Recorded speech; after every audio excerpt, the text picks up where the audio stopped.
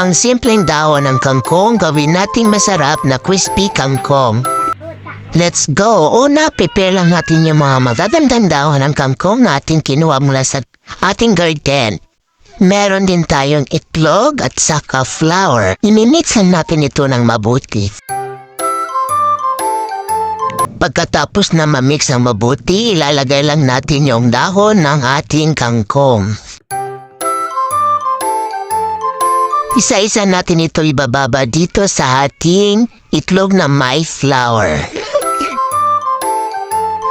Pagkatapos nito, ipa-final coat lang natin dito sa hinanda kong crispy fry. At magpainit na din tayo ng mantika para masimulan na natin ang pagluluto. Let's go! Ito init na natin mantika. Lalagay na natin isa-isa itong dahon ng ating kangkong. Tingnan nyo guys, hindi pa siya luto pero ang sarap na niyang tingnan. Isa-isa lang natin itong ilalagay sa kumukulong mantika.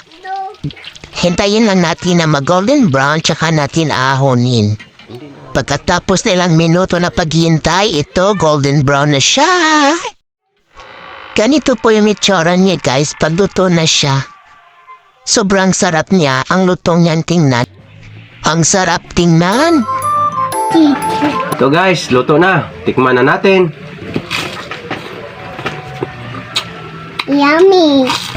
Guys, maganda po to para sa mga batang hindi kumakain ng gulay dahil sigurado kakain sila nito at mag-i-enjoy sila.